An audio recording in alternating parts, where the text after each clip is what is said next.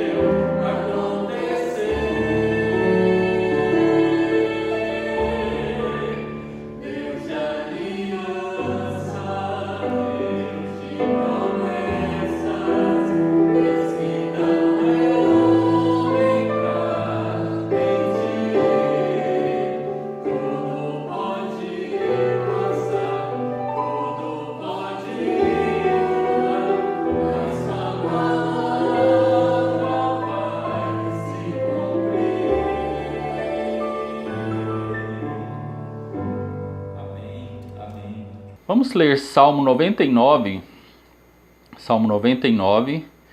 de 1 a 3. Salmo 99, de 1 a 3, diz assim a palavra do Senhor. O Senhor reina, tremam os povos, Ele está sentado entre os querubins, comova-se a terra. O Senhor é grande em Sião e mais alto do que todos os povos. Louvem o teu nome, grande e tremendo, pois é santo. Amém? Estamos aqui para adorar a esse Deus santo, para louvar a esse Deus maravilhoso que tem nos dado a vida, que tem nos dado a saúde, que tem nos dado a alegria da salvação. Louvemos ao Senhor neste culto.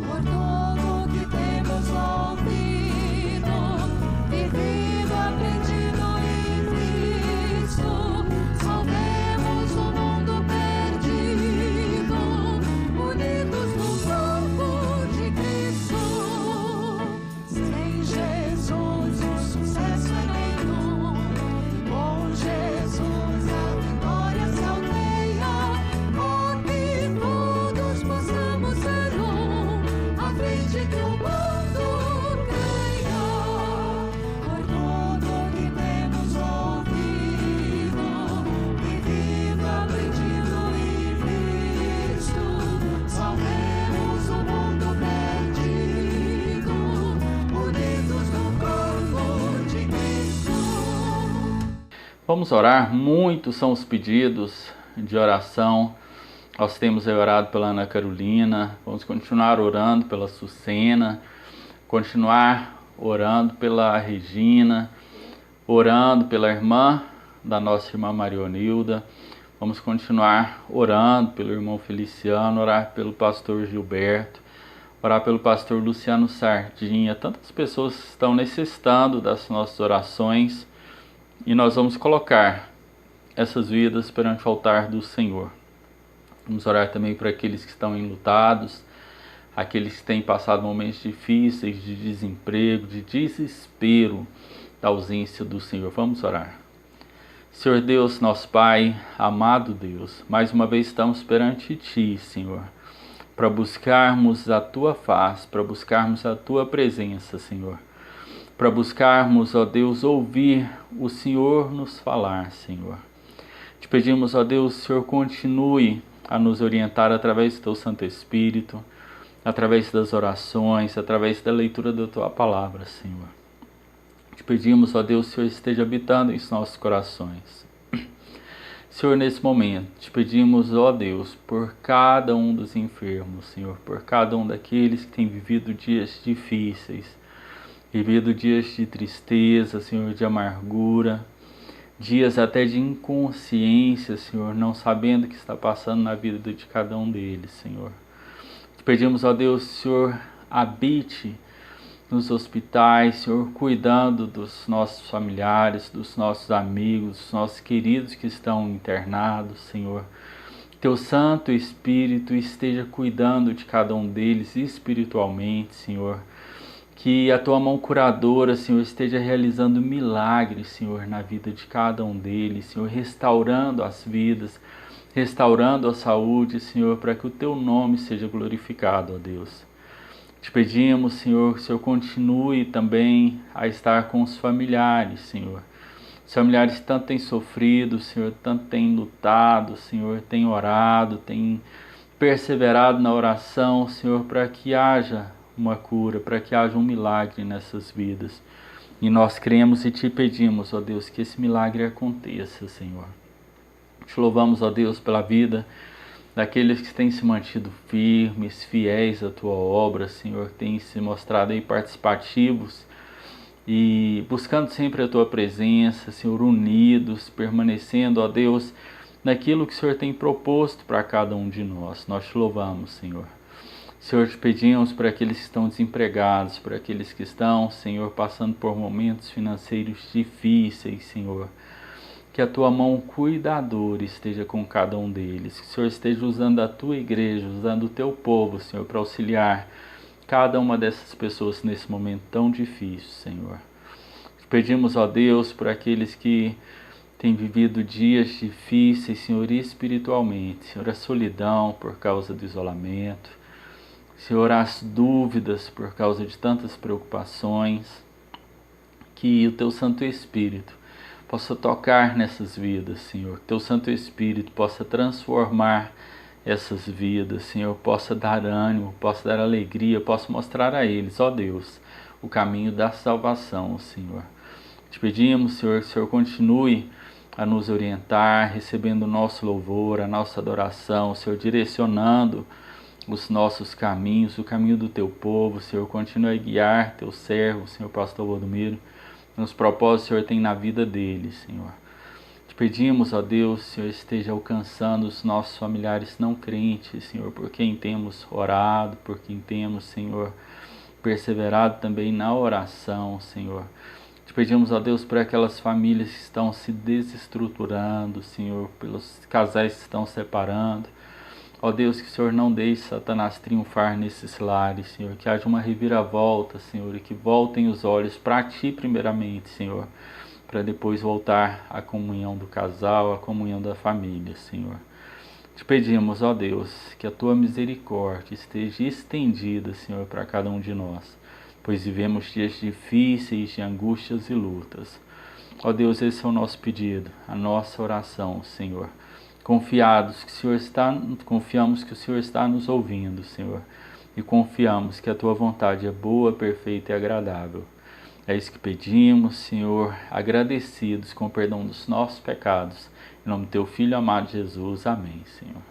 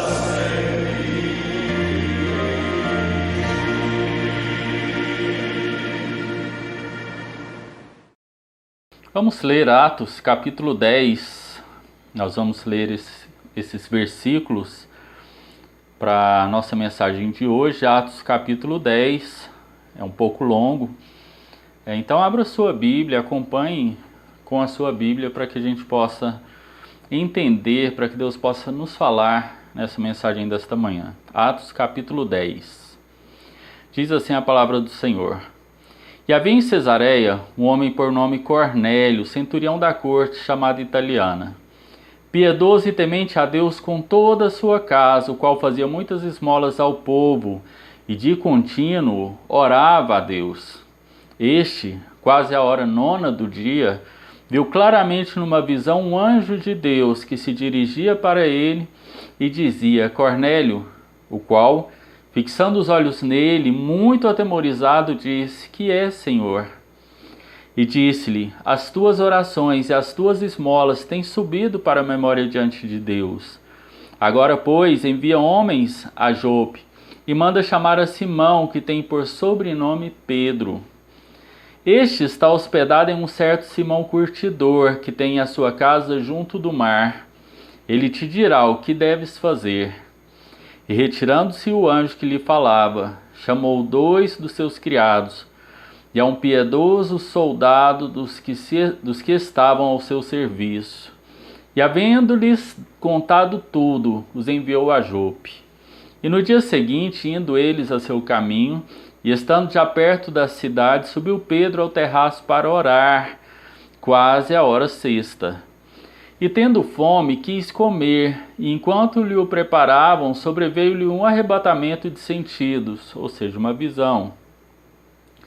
E viu o céu aberto, e que descia um vaso, como se fosse um grande lençol atado pelas 4 pontas e vindo para a terra, no qual havia de todos os animais quadrúpedes, e feras, e répteis da terra, e aves do céu. E foi-lhe dirigida uma voz: Levanta-te, Pedro, mata e come. Mas Pedro disse: De modo nenhum, Senhor, porque nunca comi coisa alguma comum e imunda. E segunda vez lhe disse a voz: Não faça tu comum ao que Deus purificou. E aconteceu isso por 3 vezes, e o vaso tornou a recolher-se ao céu. E estando Pedro duvidando entre si acerca de que seria aquela visão que tinha visto, eis que os homens que foram enviados por Cornélio pararam à porta, perguntando pela casa de Simão. E chamando, perguntaram se Simão, que tinha por sobrenome Pedro, morava ali. E pensando Pedro naquela visão, disse-lhe o Espírito: Eis que 3 homens te buscam. Levanta-te, pois, desce e vai com eles, não duvidando, porque eu os enviei. E descendo Pedro para junto dos homens que lhe foram enviados por Cornélio, disse: Eis que sou a quem procurais, qual é a causa por que estáis aqui? E eles disseram: Cornélio, centurião, homem justo e temente a Deus, e que tem um bom testemunho de toda a nação dos judeus. Este Cornélio foi avisado por um santo anjo que te chamasse à sua casa e ouvisse as tuas palavras. Então, chamando-os para dentro, os recebeu em casa, e no dia seguinte foi Pedro com eles, e foram com ele alguns irmãos de Jope. E no dia imediato chegaram a Cesareia, e Cornélio estava esperando, tendo convidado seus parentes e amigos mais íntimos. E aconteceu que Pedro, entrando, saiu Cornélio a recebê-lo, e prostrando-se aos seus pés o adorou, Mas Pedro levantou, dizendo: Levanta-te, que eu também sou homem. E falando com ele, entrou e achou muitos que ali se haviam ajuntado. E disse-lhes: Vós bem sabeis que não é lícito a um homem judeu ajuntar-se ou chegar-se a estrangeiros, mas Deus mostrou-me que a nenhum homem chame comum ou imundo. Por isso, sendo chamado, vim sem contradizer. Pergunto, pois, por que razão mandaste chamar-me? E disse Cornélio: há 4 dias estava eu em jejum até esta hora, orando em minha casa a hora 9. E eis que diante de mim se apresentou um homem com vestes resplandecentes e disse: Cornélio, a tua oração foi ouvida e as tuas esmolas estão em memória diante de Deus. Envia, pois, a Jope e manda chamar Simão, o que tem por sobrenome Pedro. Este está hospedado em casa de Simão, o curtidor, junto do mar. E ele vindo te falará. E logo mandei chamar-te. E bem fizeste em vir, agora pois estamos todos presentes diante de Deus, para ouvir tudo quanto por Deus te é mandado. E abrindo Pedro a boca, disse: Reconheço por verdade que Deus não faz acepção de pessoas, mas que lhe é agradável aquele que, em qualquer nação, o teme e faz o que é justo. A palavra que ele enviou aos filhos de Israel, anunciando a paz por Jesus Cristo, esse é o Senhor de todos. Esta palavra, vós bem sabeis, veio por toda a Judéia, começando pela Galileia, depois do batismo que João pregou. Como Deus ungiu a Jesus de Nazaré com o Espírito Santo e com virtude, o qual andou fazendo bem e curando a todos os oprimidos do diabo, porque Deus era com ele. E nós somos testemunhas de todas as coisas que fez, tanto na terra da Judéia como em Jerusalém, ao qual mataram pendurando-o no madeiro. A este ressuscitou Deus ao 3º dia e fez que se manifestasse, não a todo o povo, mas às testemunhas que Deus antes ordenara a nós, que comemos e bebemos juntamente com ele, depois de que ressuscitou dentre os mortos. E nos mandou pregar ao povo e testificar que ele é o que por Deus foi constituído juiz dos vivos e dos mortos. A este dão testemunho todos os profetas de que todos os que creem receberão o perdão pelo seu pecado, pelo seu nome. E dizendo Pedro ainda estas palavras, caiu o Espírito Santo sobre todos os que ouviam a palavra, e fiéis que eram da circuncisão, todos quanto tinham vindo com Pedro, maravilharam-se de que o dom do Espírito Santo se derramasse também sobre os gentios, porque os ouviam falar línguas e magnificar a Deus. Respondeu então Pedro: Pode alguém porventura recusar a água, para que não sejam batizados estes, que também receberam como nós o Espírito Santo? E mandou que fossem batizados em nome do Senhor. Então rogaram-lhe que ficasse com eles por alguns dias. Amém? No domingo passado nós falamos de 2 grandes milagres.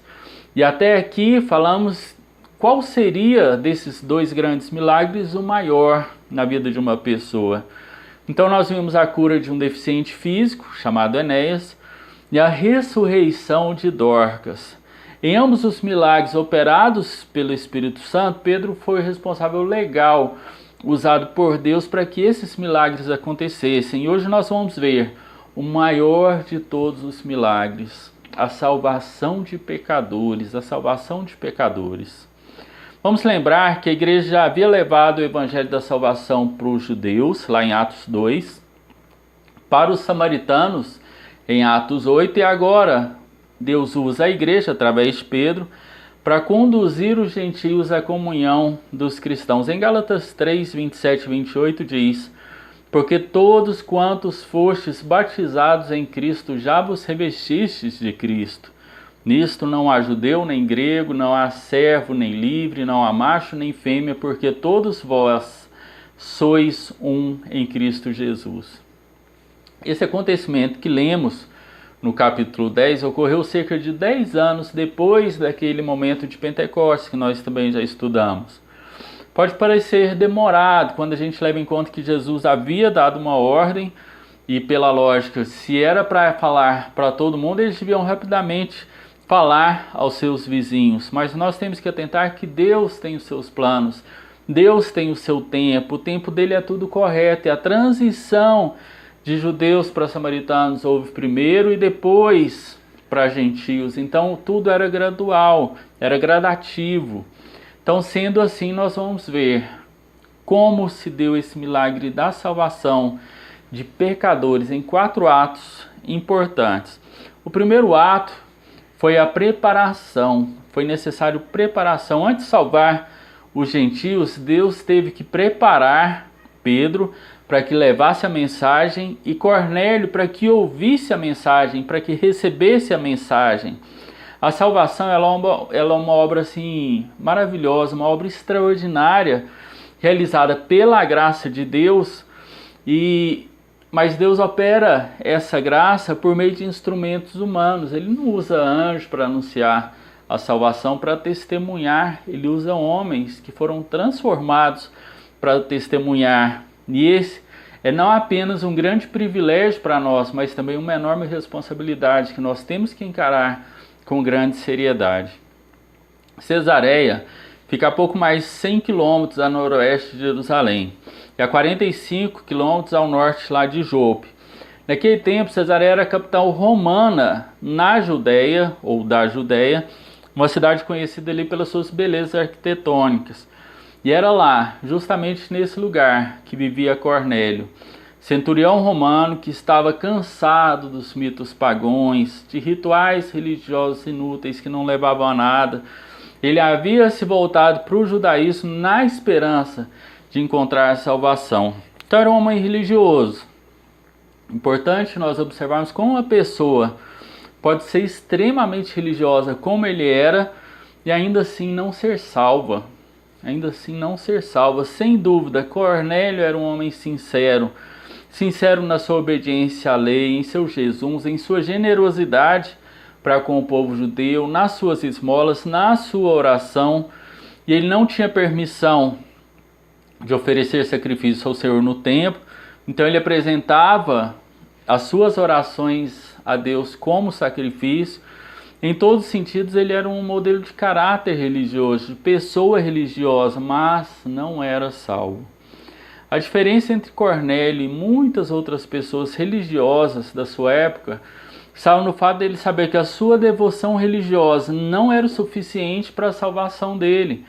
Quando nós lembramos ali de Saulo, Saulo era uma pessoa religiosa que buscava a Deus, mas tinha a convicção de que a religião dele era correta, que ele estava certo em tudo que ele fazia. Cornélio sabia que por mais que ele se esforçasse, ele não conseguia a salvação.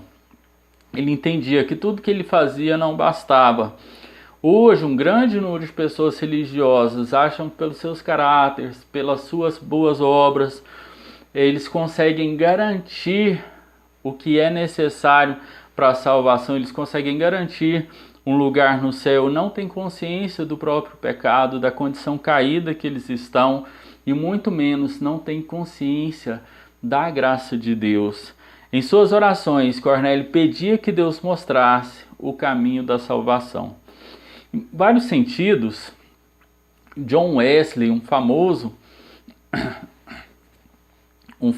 cristão dos nossos tempos, ele era como um Cornélio. Perdão, dos nossos tempos, não. John Wesley, confundi com John Piper. John Wesley, mais antigo, ele era como Cornélio, um homem religioso, membro de uma igreja, pastor, filho de pastor, pertencia a um clube religioso, entre aspas, lá em Oxford, com o propósito de aperfeiçoar vidas cristãs. Trabalhou em missões estrangeiras, mas mesmo pregando, mesmo enquanto pregava, ele não tinha a certeza da sua salvação.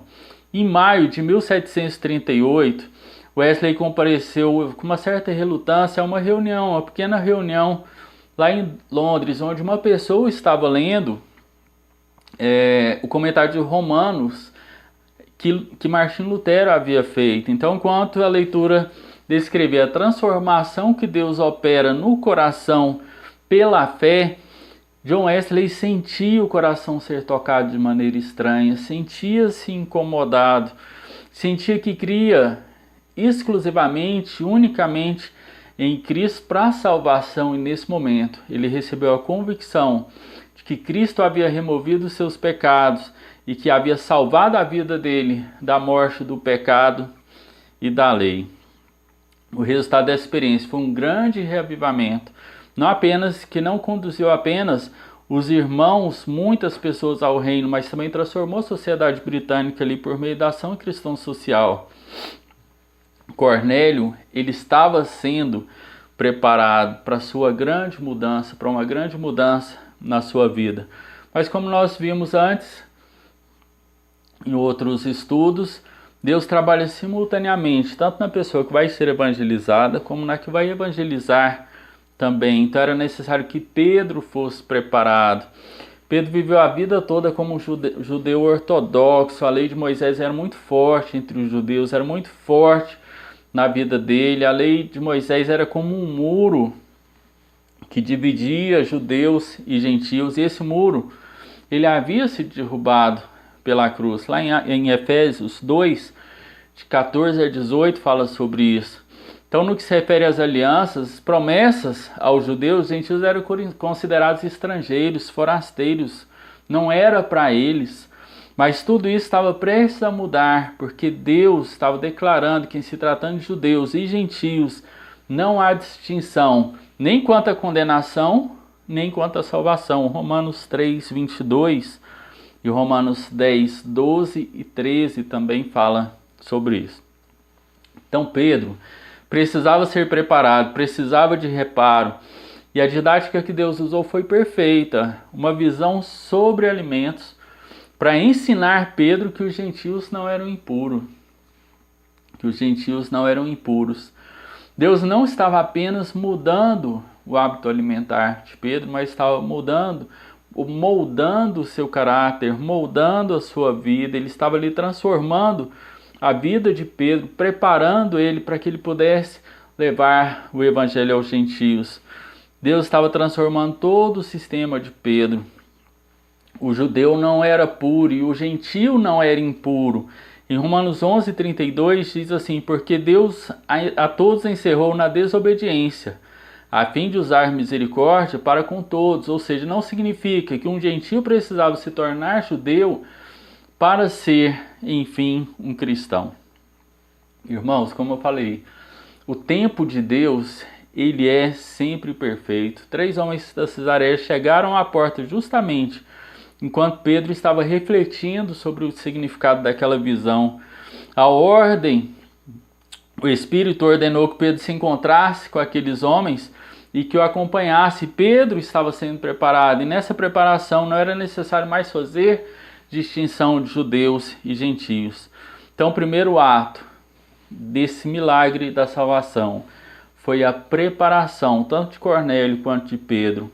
Como já vimos, Filipe e o eunuco, Saulo e Ananias e tantas outras histórias que nós já testemunhamos de transformação, Deus preparando tanto A quanto B para que isso acontecesse. Deus prepara. O segundo ato desse milagre maravilhoso é a explicação. O fato de Pedro permitir que os gentios ali se hospedassem com ele já é uma indicação que os muros realmente estavam caindo. Pedro escolheu 6 cristãos judeus para acompanhá-lo em seu testemunho, ou seja, muito mais do que geralmente era solicitado para ir. E quando Pedro chega, descobre que Cornélio havia reunido parentes para ouvir a mensagem, havia reunido amigos íntimos para ouvir a mensagem do Senhor. Ele já testemunhava antes mesmo dele se tornar cristão. Quando a gente para lembrar nos cultos nos lares, né, quando a gente tinha a oportunidade de fazer, quantas vezes a gente fazia nas casas e tinha casa que não tinha ninguém, era só a pessoa e os irmãos da igreja, e tinha casas que estavam cheias de convidados, porque a pessoa que recebia ele queria que elas ouvissem o evangelho. Esse era o caso de Cornélio. Então Pedro, ele poderia aceitar essa honra e usar da situação para se promover, mas Pedro era um servo, ele serviu Enéas, serviu aos cristãos também quando chamaram na ocasião da morte de Dorcas. Ele era um servo, e quando esse servo anunciou que não considerava os gentios impuros, suas palavras provavelmente causaram espanto para os gentios, mas também deve ter levado alegria no coração de cada um deles. Durante séculos, os judeus haviam usado o Antigo Testamento para declarar que os judeus eram impuros, que os gentios eram impuros, eram inferiores. Alguns judeus chamavam os gentios de cães. Então, como essa declaração de Pedro aliviou o coração daquelas pessoas, aliviou o coração dos gentios. Mas Pedro faz uma pergunta no verso 29, ele fala: por que razão me mandaste chamar? Parece uma pergunta estranha para cada um de nós, mas hoje nós podemos olhar a sequência do que aconteceu e entender o plano de Deus na vida da igreja. Mas para ele não foi fácil entender isso, vivenciar isso e enfrentar isso. A igreja de Jerusalém questionou as atitudes de Pedro, tanto que depois ela convocou uma reunião para tratar qual o lugar dos gentios na igreja. Mas Cornélio responde, ele explica o porquê ele havia chamado, relatando a Pedro sua experiência que ele teve com o anjo. Ele explicou a Pedro o motivo de ser chamado. Ele estava lá para dizer a Cornélio e seus amigos que eles poderiam ser salvos. Não eram gentios interessados para ouvir uma palestra, para ouvir uma história, para ouvir um discurso, como o pastor bem falou na quarta-feira lá, que muitas pessoas, quando estavam com Jesus, falavam: não, esse discurso é muito duro. Não era um discurso, não era uma palestra, era a palavra da salvação. E aqui eram pecadores perdidos, implorando para saber como encontrar a salvação. Então Cornélio explicou isso. Esse foi o segundo ato. Deus preparou a todos para aquele momento. Cornélio explicou qual o motivo que havia chamado Pedro.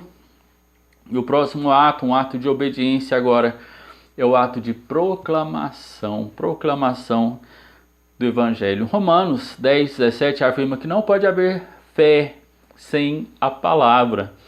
Em se tratando de nacionalidade, de raça, Deus não faz qualquer distinção de pessoas. Em se tratando de pecado e salvação, Deus não faz acepção de pessoas.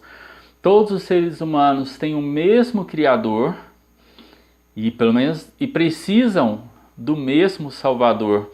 A palavra de Deus lá em Atos 10:35 não ensina que nós somos salvos pelas obras, pois se fosse assim, Pedro estaria se contradizendo lá no verso 43.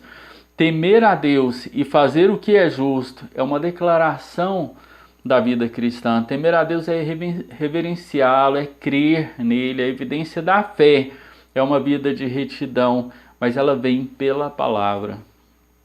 Pedro resumiu a história da vida, da morte e da ressurreição de Jesus Cristo. Cornélio e seus amigos sabiam da vida de Jesus, sabiam da história de Jesus, da morte de Jesus. Então, Pedro deixou claro que Israel era um instrumento de Deus para realizar sua obra, mas Jesus é Senhor de todos, não apenas de Israel. Desde a fundação de Israel como nação, Deus deixou claro que as bênçãos partiriam de Israel para o mundo, lá em Gênesis 12, 1-3. As pessoas em geral, elas tinham o conhecimento da vida, do ministério e da morte de Jesus Cristo, mas os apóstolos e outros cristãos eram testemunhas da ressurreição. Então eles sabiam só até a primeira página, a segunda página, a página mais especial eles não sabiam. E era isso que Pedro estava proclamando. Então, depois de terminar seu relato da base histórica sobre a vida de Jesus, ele começa ali a falar do Evangelho e ele anunciou as boas novas. Todo aquele que crê recebe a remissão dos pecados. O terceiro ato desse milagre maravilhoso foi a proclamação do Evangelho. Os ouvintes tomaram para si aquela expressão, todo aquele, aplicaram em suas vidas, creram em Jesus Cristo e foram salvos. Queridos, o milagre da salvação de pecadores, ele agora vai ser finalizado com o quarto ato, o ato da justificação. Pedro estava apenas começando a sua mensagem, estava no início da sua mensagem, quando a congregação creu em Cristo Jesus e o Espírito Santo interrompe a reunião. O Espírito Santo interrompe a ponto de Pedro não terminar o seu sermão. O Espírito Santo dava testemunho aos judeus presentes ali de que aquelas pessoas verdadeiramente haviam se convertido, haviam nascido de novo. Como seria bom se a gente estivesse pregando, se a gente estivesse falando na igreja, falando para uma pessoa e antes da gente terminar a mensagem, antes de a gente mal começando, essas pessoas já se convertessem. Isso aconteceu naquele dia. O mesmo Espírito que havia vindo sobre os cristãos judeus, ele também veio sobre os gentios. Não é de se admirar que aqueles homens ficaram atônitos, ficaram assim espantados. Eles presenciaram o encerramento de um período de transição na história da igreja. Cristãos entre os judeus, samaritanos e gentios, eles receberam o Espírito de Deus e se encontraram unidos no corpo de Cristo. 1 Coríntios 12, 13 e Gálatas 3, 27 fala sobre isso. Esses gentios, importante lembrar que eles não foram salvos pelo batismo, eles foram salvos pela fé. O milagre da salvação, a salvação vem pela fé, e é um princípio que Deus nunca mudou. A experiência de Cornélio e seus amigos deixa bastante claro aquilo que já falamos várias vezes aqui. O batismo não é essencial para a salvação, ele não salva, ele é obediência a Deus. A partir daquele momento, a sequência seria ouvir a palavra, crer em Cristo, receber o Espírito Santo, então ser batizado e depois unido a outros cristãos para servir e para adorar ao Senhor. Então essa foi a última etapa e depois começou essa sequência. Hoje nós temos que falar o Evangelho para as pessoas têm que ouvir, elas têm que crer, receber o Espírito Santo e aí sim serem batizados e serem inseridos na igreja. Que milagre maravilhoso, irmãos, a salvação de pecadores. Vou finalizar refletindo sobre 3 verdades, das muitas que nós vimos através do estudo de hoje. A primeira, a ideia de que todas as religiões são boas, ela é completamente falsa. Os que dizem que devemos adorar um Deus que tem muitos nomes e não mudar a religião das outras pessoas, estão em conflito com as Escrituras. A salvação vem dos judeus, João 4:22 fala disso. Não pode haver salvação sem fé em Jesus Cristo que nasceu judeu. A salvação vem dos judeus. Qual judeu? Cristo. Se Cornélio ficasse só com a piedade, só com a moralidade que ele tinha, ele não teria sido salvo. Se ele não ouvisse a mensagem de Jesus Cristo, não cresce em Jesus Cristo, não havia esperança para ele. A segunda verdade, o Salvador que busca encontrará o pecador que busca. Isso é essencial que, como filhos de Deus, nós possamos obedecer à vontade de falarmos do seu amor, falarmos da sua graça salvadora às pessoas. Nós nunca sabemos o que o nosso testemunho vai produzir, mas Deus sabe, Deus está trabalhando para que isso aconteça, para que o nosso testemunho produza frutos. É exatamente isso que Cornélio orava, pedindo para que a salvação viesse a ele. A terceira verdade, temos que agir. Sem dúvida, privilégio para Pedro ministrar uma congregação tão exemplar. Estavam todos presentes com desejo de ouvir, e ouviram e creram. Que mais que uma igreja pode desejar? E nós alcançamos isso quando nós obedecemos ao Senhor, quando nós estamos em comunhão com Ele, através da oração, através da leitura da Palavra de Deus. Nós possamos, irmãos, sermos instrumentos de milagres de salvação, como foi Pedro, como foi Filipe, como foi Saulo, como foi Paulo, como foi Ananias ajudando, pois Deus tem chamado nós, cada um de nós, para trabalharmos junto dele, para nos unirmos, para trabalharmos com ele. E as pessoas estão sendo preparadas para receber o Evangelho, e nós muitas vezes estamos calados, estamos ali no nosso canto, sem proclamar o Evangelho. Devemos levar o Evangelho às pessoas, para que as pessoas creiam no nome de Jesus Cristo, para que elas recebam a Jesus Cristo, para a honra e glória do nosso Deus. Que Deus esteja abençoando a vida de cada um de nós, que nós possamos entendermos. Por mais religioso que eu seja, se eu não tiver Jesus Cristo como Salvador, eu não serei salvo. E como crente, eu tenho que levar o evangelho às pessoas. Deus está preparando muitas pessoas que vão ouvir essa mensagem, que irão à igreja, que irão te ouvir, e eles estão sendo preparados para que você entregue a mensagem do Senhor para eles. O Espírito Santo que vai tocar no coração deles, mas o instrumento será você, será eu, será cada um de nós. Amém? Deus possa nos abençoar nesse domingo, seja um domingo de muitas bênçãos para cada um dos irmãos. E nós nos encontramos à noite hoje na Igreja Batista Vida e Paz, às 19 horas, para o nosso culto de louvor e adoração ao nosso Deus. Fiquem na paz de Deus.